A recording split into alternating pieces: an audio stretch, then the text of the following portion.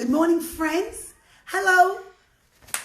My name is Shlomo HaMelech. Shlomo HaMelech, of course, was the king in the land of Israel, and he did one of the most amazing things. He built something very special. What did Shlomo HaMelech build? Thank you, a bit louder. The what?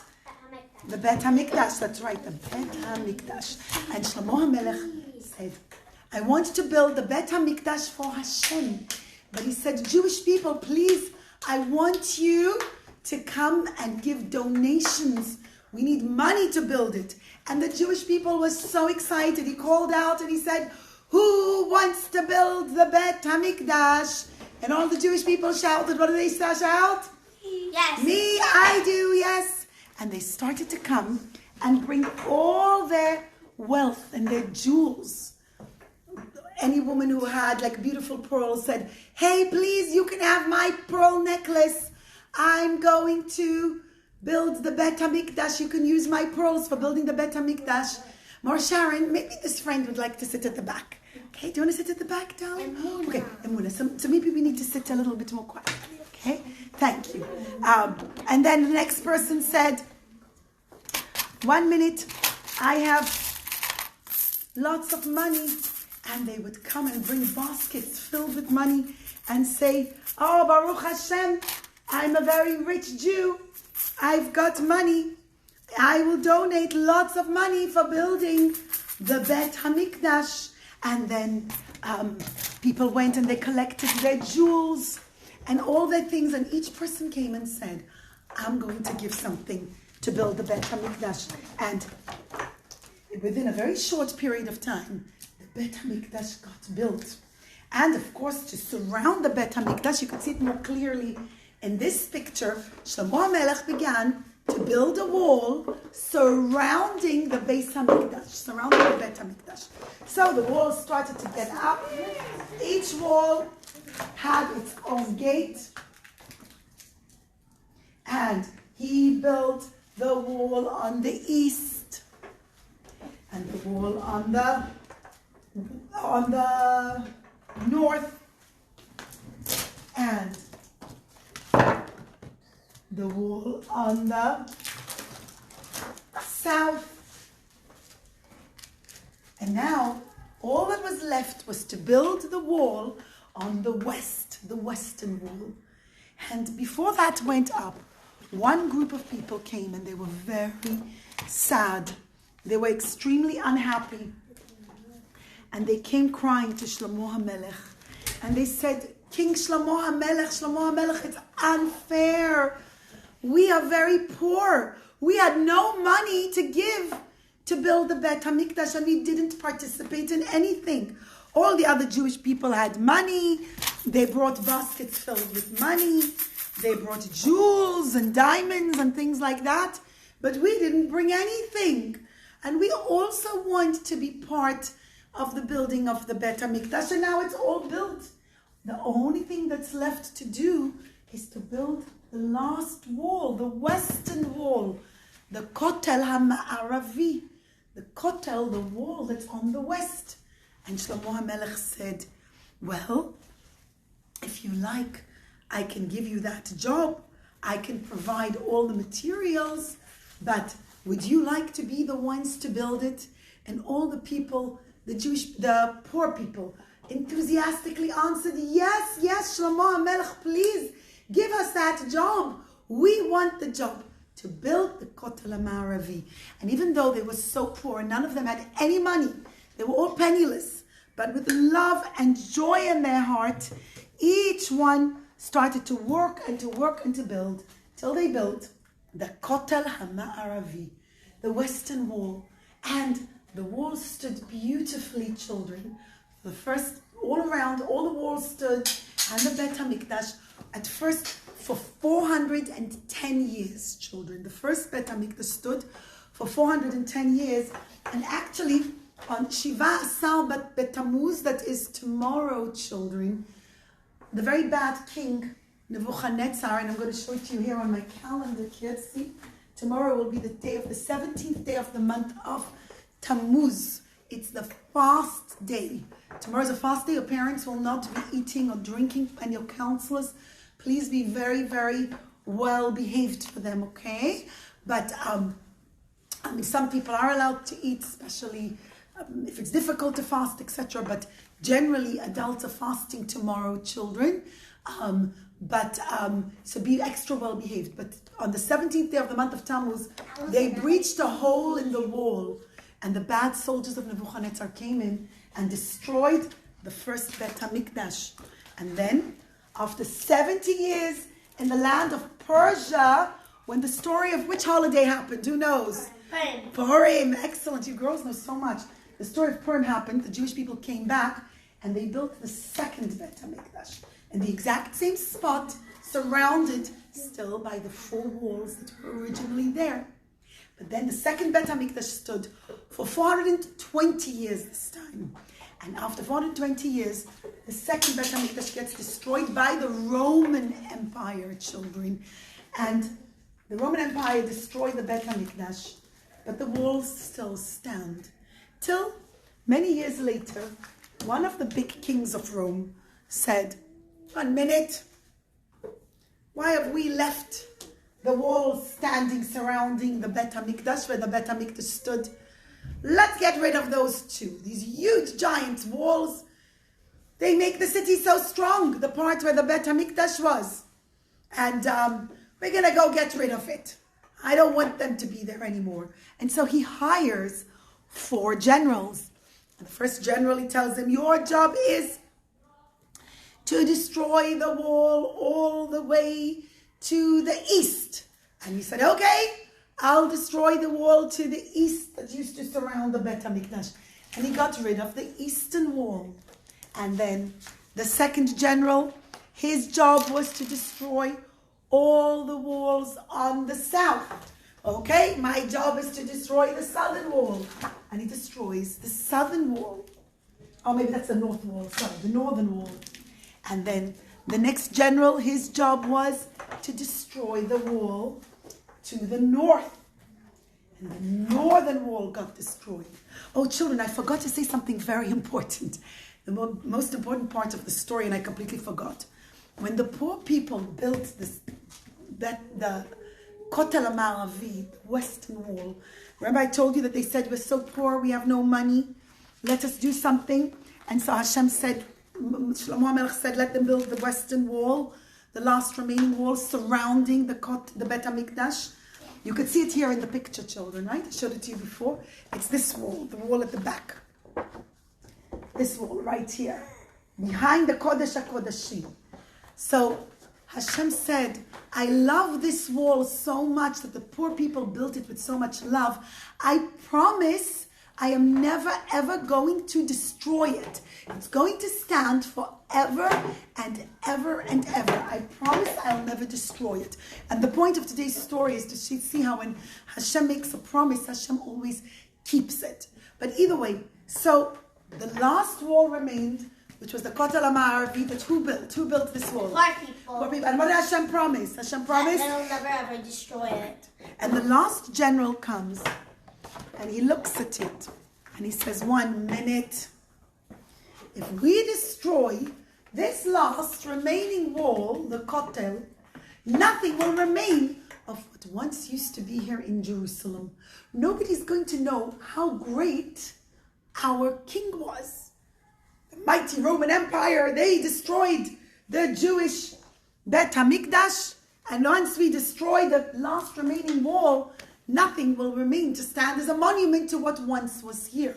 Yes, the Bet HaMikdash was gone, and the walls around it was gone, but this general reckoned, if we destroy this last remaining wall, now nothing will remain, and nobody will ever remember what used to stand here. So he doesn't destroy it. And when he comes back to his king, to the Roman king, and the Roman king asks each one of them, did you fulfill the job I told you? Each one of the generals said, yes, I did. I destroyed my wall. Yes, I destroyed my wall. Yeah, I destroyed the one I was supposed to destroy.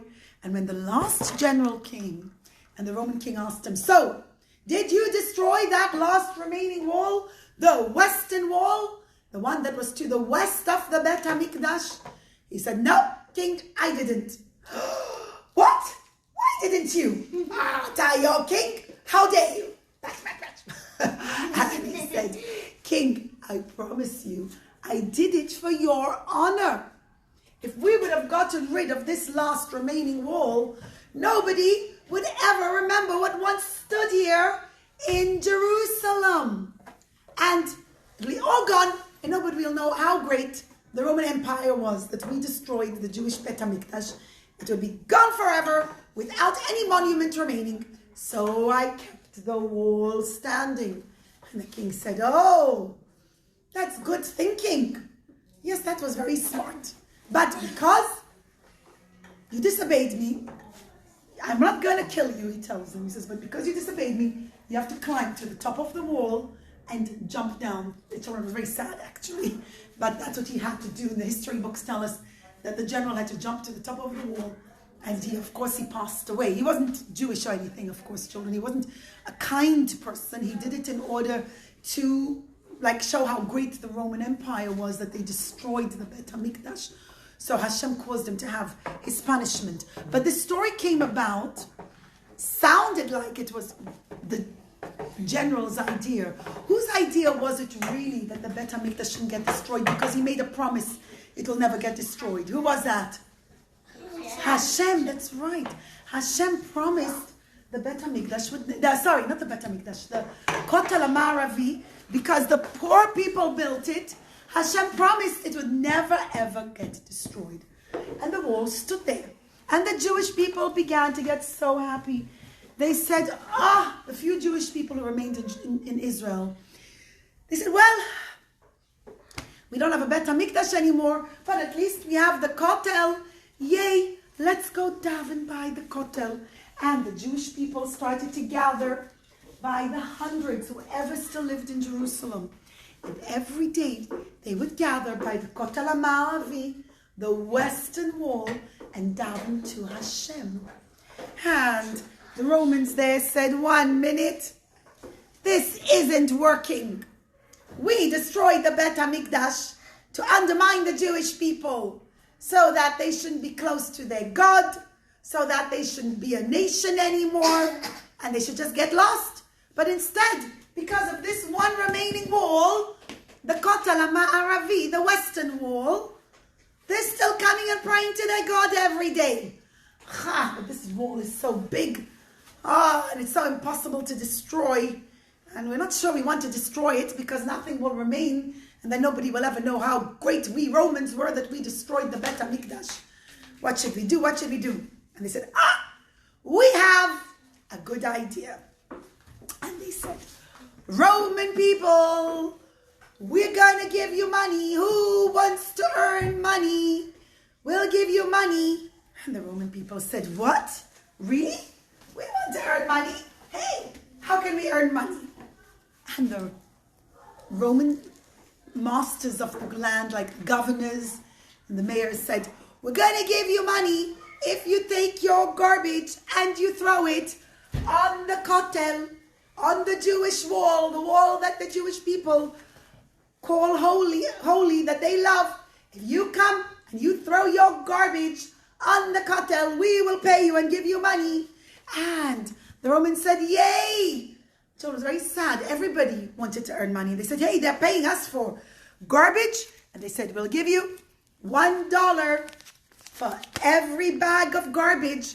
And they said, hey, I'm earning money for my garbage. All I need to do is bring my garbage and throw it on the Kotel. And children, it was very sad. The history books tell us that they began to bring their bags of garbage. And they were so excited because they were in fact earning money for throwing their garbage on the Kotel. And the poor people the Jewish people began to cry to Hashem. And they said, oh Hashem, we can't pray here. There's a halacha. If something has a really bad smell, you can't pray there. You can't daven. For example, children, obviously you can't daven in a bathroom, right? It's not a place to daven. You can't say a bracha in the bathroom. Even if, let's say, you use the bathroom, you come out, you want to say the bracha asher yatzar, you have to go out of the bathroom and say the bracha of Asher Yatzar outside, right? But we can't daven in a place that has a bad smell. And the Jewish people began to cry and they said, oh no, we can't daven by this kotel anymore. And the Jewish people began to leave slowly, first a few and then more and more. And every day, children, the really nasty, evil, Jew haters would come and bring their garbage and cover the kotel with their garbage, children. They were like, yay, we're earning money. Who cares? Who cares? We're covering a holy site as long as we're earning money. And we're making the Jewish people unhappy. And so, children, they come and they keep bringing the bags and bags of garbage until, children, after many, many years, the entire kotel got completely covered. It became just one big mountain of garbage, a garbage hill. What's it called? A dung. They used to call it a dung hill. A hill of dung, or dung means garbage, like smelly place. And they said, good. So no more did the Jewish people come there. And over the years, everyone forgot that once upon a time, the kotel stood there. And years went by. Up until about, 300 years ago. About 300 years ago, there was a Jew in Holland. It's Holland, it's Holland. He was a European Jew, and he heard this story that Hashem promised he would never destroy the kotel.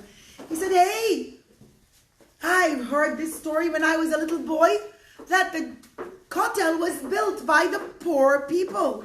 And Hashem promised that since the poor people built the kotel with so much love in their heart, Hashem would never destroy it. Wow! Must be the kotel still stands. Because if Hashem makes a promise, Hashem keeps it. Hashem always keeps his promises. Yay! Must be the kotel is still in the land of Israel. And children, this Jew from Holland named Yehuda takes all his money and he buys No, he doesn't buy garbage, darling. He brings all his money. He was a very, very wealthy Jew. He had a treasure chest full of money. And he buys a ticket on a ship. Sorry, no, I have a picture of a ship. Okay, he buys a ticket on a ship and he sails to Israel. He comes to Israel and he arrives in Israel and he's so excited to come to the kotel. And the first person he sees is a little girl. Thank you, darling. He sees the little girl and he says, hey, little girl, I just arrived from Holland. Can you please tell me where the Kotel Hama'aravi is? I want to pray by the western wall. And she said, the what? He said, the kotel, the wall that used to stand behind the Kodesh HaKodashim. When the Bet HaMikdash stood, the wall behind the Kodesh HaKodashim. That's the wall built by the poor people that Hashem promised he would never destroy. Hashem keeps his promises. It must still be standing somewhere here in Jerusalem. So where is it? Please tell me where it is. And she said, I don't know. I never heard of any kotel. I don't know. I'm just a little girl. There's probably no kotel in Jerusalem. Oh, she's just a little girl. She doesn't know. Okay, I'll go find somebody else. Then he goes and he finds an older person, a lady, and he says to her, hey lady, please, can you tell me where the Kotel Hama'aravi is? Where the western wall is? I want to pray by the kotel. She said, the what? The kotel, the wall behind the Kodesh HaKodashim. It stands here in Jerusalem. Well, I'm a school teacher. I never heard of a Kotel Hama'aravi. There's no kotel here, sir. You must be mistaken. Maybe there's a wall somewhere in England. That's a very old country also. Maybe that's what you mean. No.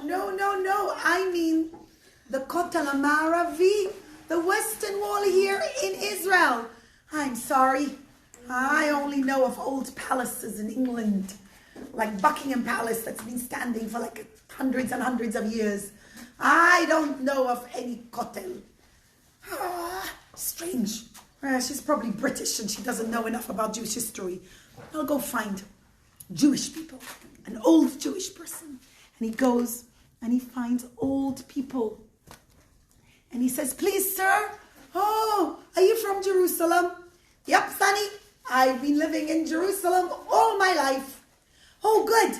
Sir, do you know where the Kotel Hama'aravi is? Please, where is the Kotel? I want to go and daven by the Kotel. Oh, I've been living here all my life.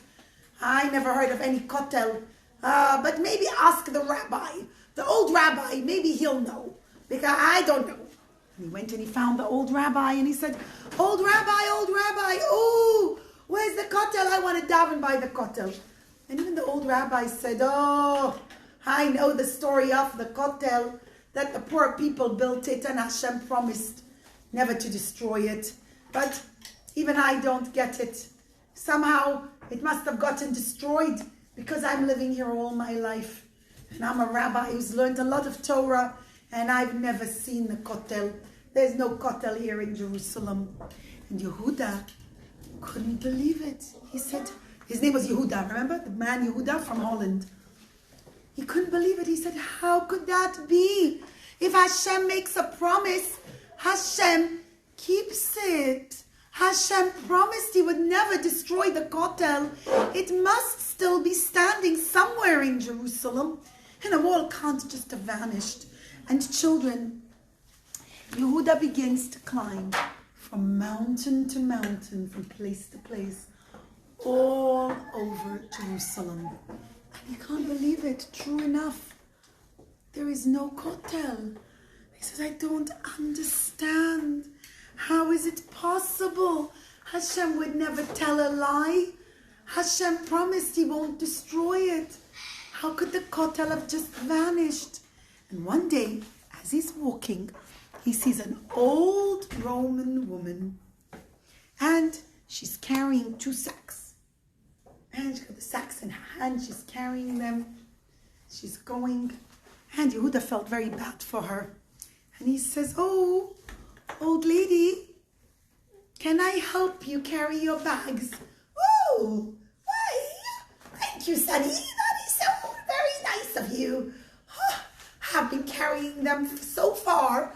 I live a few villages away. And I've been carrying them for so long in this hot sun. Oh, I could really use the help. Thank you, Sonny. That's so kind of you.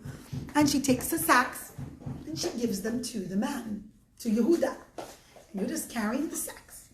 And as he's carrying them, he starts to sniff. Pooey. He goes, oh, they smell so bad. Oh. He holds his nose and he goes, sorry, lady, but do you realize whatever you have in your bag must have gone very bad because it has a bad smell? And she says, oh, well, of course it has a bad smell. It's supposed to have a bad smell. I don't understand. I mean, you're carrying food and stuff. Must have a bad smell to it. It's gone bad. Maybe you should just throw it in the garbage. And she starts to laugh and she goes, ha ha! Throw it in the garbage. Don't be silly. My sacks are garbage. They're filled with garbage. And he said, filled with garbage? Why are you schlepping garbage? Why are you carrying garbage? And she said, well, of course, to go and bring it to the garbage hill over there. And he says, but don't you have any garbage hills in your village? Why are you schlepping it so far away? You said you live 2 villages away. Don't you have any sanitary department or whatever they had in those days? Like a garbage hill in your in your village. And she said, why, of course we do. But this garbage hill is special. It's a holy garbage hill. Garbage hill. Holy. What can be holy about the garbage hill? And she says, you don't understand. I'm a very religious Roman. I do what my grandmother did, and her great-grandmother told her, and her great-great-great-grandmother told her, and her great-great-great-grandmother told her. from many hundreds of years ago. And he says, what? There's a religion to throw garbage on a holy hill. And she says, no, you don't understand, silly. The garbage isn't holy. It's what's under the garbage that's holy. And he goes, okay. She says, you see, under the garbage, there used to stand a very holy wall, a western wall. And all the Jews used to pray there. But we Romans couldn't get rid of it. So we decided to just cover it with garbage. Years ago, they used to pay us. They used to give us a coin, $1, or whatever they used, shekel, whatever currency they had back then, for every garbage bag we would bring. Today, nobody pays us anymore. But I'm a very religious Roman, and I still do it. So I bring my garbage to that special garbage hill. And Yehuda suddenly got shocked. And he says, oh my goodness, I can't believe it. That's where the Kotel is. It's under all that garbage. I cannot believe it. And he says, oh my goodness. He says, lady, I'm very happy to help you carry your garbage, but please, not to that garbage hill. That's a holy place we Jews hold. It's holy. I'll give you money to throw your garbage back in your own village, but not over there. And he takes out money and he gives her and he says, I'm sorry, can't help you. I'll take your garbage for you to another hill. And here's the money for you. And from now on, please stop throwing your garbage here. And he comes, and children, he arrives by the hill. And he says, goodness, how am I going to get rid of all this garbage? And he had some sort of, I guess, little shovel. So I don't know, pick up a shovel. But we'll just draw one. And he starts to shovel away at the garbage hill. And he shovels, but children, the garbage had been thrown there literally for hundreds of years. And it was packed very hard. It didn't look like garbage anymore. It just looked like earth and dirt and rocks and stones. And it was very difficult to remove. And Yehuda thinks, oh my goodness, how in the world can me and my little shovel get rid of all of this garbage? And all of a sudden he put his hand in his pocket. And he's thinking, and he's putting his hand in his pocket. Now remember I told you that Yehuda was a very rich Jew. He's a very rich individual. And in his pocket, he's jingling his coins. He had some gold coins. And he's jingling the coins in his pocket. And he says, oh, I know what to do. And he takes some of the gold coins from his pocket. And he begins to hide coins inside the garbage. Girls, are you having a little bit of a hard time sitting, sweetheart? You okay? And he hides coins inside the garbage. And as he walks home, every person he's meeting, whether it's a Jew or a non-Jew, whether it's young or old, whoever he meets, he goes, hey, psst, do I have a secret? But don't tell anyone. Oh, what's the secret, sonny? Do you see that garbage hill? There's a treasure hidden under the garbage. Really? Are you sure? Yeah, look. And he pulls out a gold coin from his own pocket. And he says, see, there's more of those in there. And he says, whoa, I want some of those. I'm going to go. And he runs home to go bring his shovel. And when he runs home to go bring his shovel, he meets up with somebody, one of his neighbors. And the neighbor says, hey, what are you rushing for so quickly for? Why are you running so fast? And he says, shh, don't tell anyone. There's a treasure hidden inside the garbage. What? Are you sure? Yeah. That Jew from Holland, he showed me, I'm telling you, there is. He showed me a gold coin. Oh, I want a gold coin. And they started to run, children. And one by one, everybody came. People came, and soldiers came, and even like no authority people came and said, 1 minute, I also want to find gold. And everybody started to dig. Now, because Yehuda hid coins, his own coins, children, right? Remember I told you he was very rich? Inside the garbage, every few minutes there were squeals of delight. People said, yay, yay, yay, yay, I found a coin, look, look. I found a coin. And people said, look, it's true. There really is a treasure under the garbage. And children, without realizing what they were doing, they were actually cleaning away the garbage.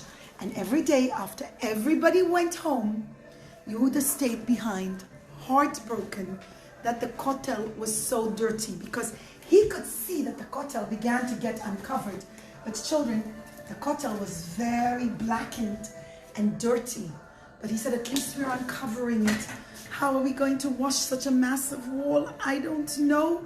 But he said, Baruch Hashem, but I won't tell anyone. And after everybody went home, when it was pitch black, nobody saw, he dug into his treasure chest, children, and he pulled out more handfuls and handfuls of gold coins. And he kept on hiding coins under the garbage so that people will find coins. You see, if they wouldn't find coins, they'll stop digging. But because people were really finding coins, money inside the garbage, people got excited. They're like, yes, there really is a treasure there. And they'll keep on digging the Kotel. He was very smart, children. And actually we're told that this Jew from Holland, he didn't waste it, but he used up his entire treasure chest, all the money he had. And every day more and more people kept on undigging the Kotel without realizing what they were doing. And every day somebody else screamed and said, yeah, look, it's true, I found a coin. And children, after a few weeks of doing this, and after a few weeks of digging and Yehuda losing all of his money, the Kotel was in fact undug. But nobody even realized, because it was so black and it was so dirty and it had all the mud stuck on it, that it actually looked like it was still just a garbage heap. You couldn't tell. And I have to explain to you something also. When they undug this side of the Kotel, remember, a wall has two sides. It has this side and this side, the back side. The side on the back, they didn't undig. And to this day, if you look at it, children, you're still seeing, like, it does not look like garbage, but it looks like a mountain, kind of, on the other side. If you go to the other side of the Kotel, even to this day, you will see that it's not a big, deep wall. On the other side, it still has like the mountain garbage that was never undug. But one side did get undug. But it was black and filthy and dirty. And is it still black and dirty? no, because you know what happened? As soon as they finished undigging it, it began to pour and rain. And actually, even in the books that write history, it says that in the history of Jerusalem, they don't ever remember, it's never been recorded that it rained so badly. For 3 days, it says. Day and night, it did not stop for a second. It poured and it poured and it poured and it rained and it rained. And everybody ran to their houses. Nobody could stay out because it was such torrential rainstorms. It was like a monsoon. Monsoon is a kind of a, where everybody ran into their houses. Everybody went home. And nobody said, so we can't dig out any more treasure because it's raining so much. But what the rain actually did, children, it was Hashem doing it. Hashem caused, children, all the black dirt and all the gunk on the Kotel to clean up. Guys, this is the end of the story. Oh, darling, I'm sorry. Okay, Maura's going to help you. Okay? Children, what happened was, darling, Maura's going to help you. Did you get a boo-boo, darling? Okay, go wash your face. You know what, Maura Sharon? Let her wash your face. Okay, sweetie. It's all right, darling. It's okay, sweetie. Wash your face. Also, Maura Sharon, she put something in her mouth. I just want to check she's safe. Take it out of your mouth, darling, yeah? Because it's not safe to put things in our mouth, darling, okay? Good job. Okay. So children, after 3 days of the torrential rainstorms, the Kotel got washed clean, children. It became completely cleaned and white and gorgeous the way we see it today. And after 3 days, the people came out of their houses and they realized, they said, wow, we really, oh, that's just Maura's painter, you're right, it's supposed to be clean. No, these, like all of these black stuff. Oh no, that's supposed to be grass, darling, that dried up. In my picture here, this picture was taken in the winter time. In the winter time, so all the green grass fell off and it's just the twigs. But thank you, darling. So, children, the people came out of their houses and they said, wow, look, we really undug a treasure. The treasure they undug was the Kotel. And Yehuda said, you see, when Hashem makes a promise, Hashem always keeps it. Even if we think that looks like he didn't keep it. Hashem promised he would never destroy the Kotel and he didn't. Look, here it is standing. Look, just like Hashem promised. And children, just like Hashem promised he would never destroy the Kotel. And for hundreds of years, people thought the Kotel was destroyed, but it wasn't, right? It was really just hiding under a whole bunch of garbage, but it was always there, children. And Hashem kept his promise, and eventually the Kotel got undug. And today, Baruch Hashem, we go to the land of Israel. You could see the Kotel. How many of you have been to Israel and have seen the Kotel? I only saw the Kotel. Yeah, okay, right. You did when you were babies, right? Beautiful, right. So today, so children, today, children, also we see Hashem made another promise.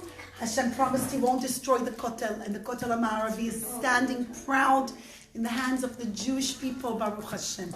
Should forever and ever be standing tall and strong and proud, Be'ezat Hashem, with the Jewish people. But children, something else Hashem promised he's going to do. What's Hashem going to do? Hashem is going to bring Moshiach. Just like Hashem promised, he's going to bring Moshiach. Be'ezrat Hashem, very soon, children. Hashem is going to bring Moshiach. And children, in recent years, all our rabbis and our leaders, specifically the Lubavitcher Rebbe, has said that he's saying it, and it's not just saying it as a blessing he hopes. He's saying it as a prophecy that we are the last generation of the Galut and the first generation of the Geula. And children, just like today in camp was International Day, right? You're all dressed up from people from different countries. Do you want to come? Do you want to come see in the camera and wave to your parents? Look how we're all dressed. International Day. We've got an Egyptian girl here, and we've got the Scottish people, and we have somebody from Israel, right? Just like, okay, well, let me see if I can take the camera a little further back because they can't see you so well. Children, just like today in Camp Magen Israel is International Day, and we all got dressed up like Jews from all over the world. Be'ezrat Hashem, very soon, Moshiach will come, and Hashem will gather all the Jews from all over the world and build for us the Bet HaMikdash and bring Moshiach. We say hi to your mom. Say, I love you, mommy. Wait, see your mom. Okay, thank you, guys. I see my mom texting.